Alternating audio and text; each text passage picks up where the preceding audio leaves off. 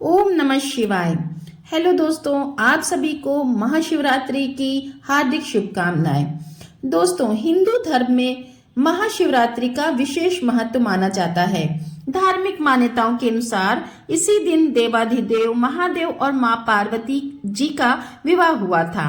वैदिक पंचांग के अनुसार फागुन माह के चतुर्दशी तिथि के दिन हर वर्ष महाशिवरात्रि का पावन पर्व मनाया जाता है।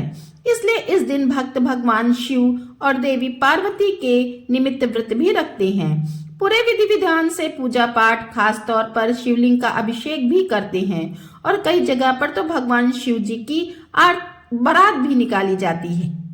लेकिन क्या आपको पता है कि शिवरात्रि के पावन पर्व पर अगर कुछ विशेष चीजें घर पर लाई जाएं तो यह बहुत ही शुभ माना जाता है। तो चलिए आज के इस वीडियो में आपको बताते हैं कि ऐसी कौन कौन सी चीजें हैं जो कि आप अपने घर पर ला सकते हैं। साथ ही साथ आप यह भी जानेंगे कि इस बार महाशिवरात्रि का पर्व कब मनाया जाएगा, 4 प्रहर की पूजा का शुभ मुहूर्त कौन कौन सा रहेगा और प्रदोष काल का और निश्चिता काल का मुहूर्त कब से कब तक रहेगा।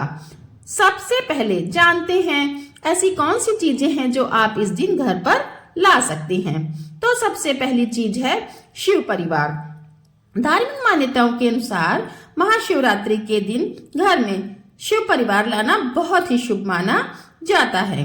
आप अपने घर में एक तस्वीर भी ला सकते हैं या फिर आप शिव परिवार की प्रतिमा भी ला सकते हैं, जिसमें भोलेनाथ के साथ साथ माता पार्वती, भगवान गणेश और कार्तिकेय जी, नंदी जी और उनके गढ़ भी साथ में हो तो बहुत ही अच्छा रहता है। घर में शिव परिवार की उपस्थिति होने से आपके परिवार पर सदा भगवान भोलेनाथ का आशीर्वाद बना रहता है। अगली चीज है पारद शिवलिंग। अगर आप घर पर शिवलिंग लाना चाहते हैं, क्योंकि बहुत से लोग शिवलिंग का अभिषेक या प्रदोष काल हो या चतुर्दशी का व्रत हो, शिवरात्रि का व्रत हो या सोमवार का व्रत हो, तो घर में ही शिवलिंग की पूजा करना चाहते हैं, अभिषेक करना चाहते हैं। तो शिवलिंग की यदि पूजा आप घर पर करना चाहते हैं तो पारद शिवलिंग सबसे बेहतर होते हैं और उन्हीं का आपको पूजन या अभिषेक भी करना चाहिए। तो अगर आप घर पर शिवलिंग लाना चाहते हैं, उन्हें स्थापित करना चाहते हैं, तो आप महाशिवरात्रि के दिन घर पर पारद शिवलिंग लेकर आएं। ध्यान रखिएगा, जब आप शिवलिंग खरीद कर लाते हैं तो साथ में कोई मीठी वस्तु अवश्य लेकर आएं। और यदि आप पारद शिवलिंग की स्थापना घर में करते हैं तो न सिर्फ आपको भगवान का आशीर्वाद प्राप्त होता है, बल्कि घर के जितने भी वास्तु दोष हैं, काल सर्प दोष, पितृ दोष, कोई ग्रह दोष हो तो वह भी दूर हो जाता है, शांत हो जाता है। अगली वस्तु है रुद्राक्ष। महाशिवरात्रि के दिन घर में रुद्राक्ष लाना भी बहुत शुभ माना जाता है। भगवान शिव का स्वरूप माना जाता है। रुद्राक्ष को इसलिए शुभ माना जाता है क्योंकि आप शिवरात्रि के दिन आप रुद्राक्ष खरीद कर लाते हैं तो विधि पूर्वक अभिषेक करके इसे घर में रखते हैं और इसका 108 बार जाप करते हैं, तो इससे भी आपको भोलेनाथ की कृपा प्राप्त होती है। और इसके साथ ही रुद्राक्ष आपके जीवन के सारे रोग, शोक और दुखों का निवारण भी करता है। आप रुद्राक्ष की माला ला सकते हैं या फिर आप पंचमुखी रुद्राक्ष भी घर में रख सकते हैं। अब जाने इस बार महाशिवरात्रि के शुभ मुहूर्त के बारे में। इस बार फागुन कृष्ण चतुर्दशी तिथि प्रारंभ होगी 26 फरवरी दिन बुधवार को सुबह 11:09 से और चतुर्दशी तिथि समाप्त होगी 27 फरवरी दिन गुरुवार को सुबह 8:54 पर। ऐसे में उदय तिथि के अनुसार इस बार 26 फरवरी दिन बुधवार को ही महाशिवरात्रि का व्रत रखा जाएगा। व्रत सुबह सूर्योदय से प्रारंभ होकर अगले दिन के सूर्योदय तक रहेगा। शिवरात्रि के व्रत में बहुत से लोग निराहार निर्जला रहकर व्रत रखते हैं, तो कुछ लोग एक समय फलाहार ग्रहण करके भी व्रत रखते हैं। जिनकी सामर्थ्य व्रत रखने की ना हो, वह भी इस दिन शुभ मुहूर्त में भगवान शिव की और शिवलिंग की पूजा करके व्रत जितना ही पुण्य प्राप्त कर सकते हैं। 26 फरवरी को ब्रह्म मुहूर्त सुबह 5:16 से 6:04 तक रहेगा। सूर्योदय सुबह 6:53 को होगा और सूर्यास्त शाम 6:25 तक होगा। सुयोग रात्र 11:41 तक रहेगा, बाद में सिद्ध योग होगा। अमृत काल सुबह 6:02 से 7:31 तक रहेगा।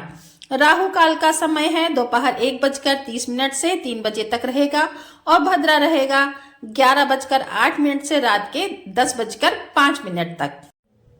भगवान शिव की पूजा के 4 प्रहर में प्रथम पूजा का मुहूर्त प्रारंभ होगा शाम 6:19 से रात 9:26 तक।